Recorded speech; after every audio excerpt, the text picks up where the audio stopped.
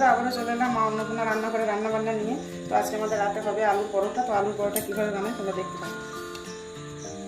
দিলাম নুন, চিনি, সাদা তেল। চলো ময়দাটা মেখে নিই। অল্প অল্প জল দিয়ে ময়দাটা মেখে নেব। ময়দাটা মেখে নিই। চলো আমার ময়দাটা মাখা হয়ে গেছে, ঢাকা দিয়ে রেখে দিই। আলু সিদ্ধ করে নিয়েছি আর কাঁচা লঙ্কার পেঁয়াজ ভেজে নিয়েছি। তো নুন দিয়ে আলুটা মেখে নেবো। এগুলোতে একটা পুর করে নেবো। কেমন করে পুরটা করছি দেখো।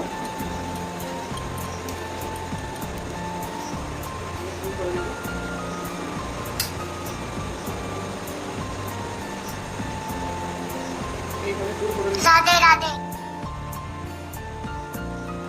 আর একটা করে দেখাচ্ছি।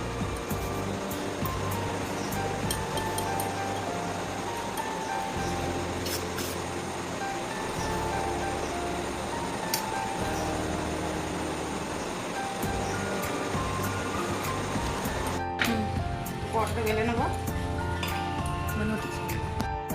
তো চলো পরোটাটা আমি এইভাবে বেলে নিয়েছি। তাওয়া গরম করতে দিয়েছি, এবার তাওয়ার মধ্যে দিই। তো চলো একদিক হয়ে গেছে, আমি উল্টে দিই। চলো এইভাবে ফুলে গেছে, এবার তেল দিয়ে দেবো।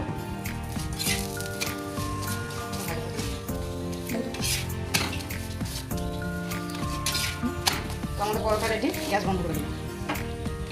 হয়ে গেছে সব পরোটাগুলো ভাজা। তো আজকে আমাদের রাতে পরোটা, পায়েস আর মিষ্টি। তো চলো দেখা হবে কালকে।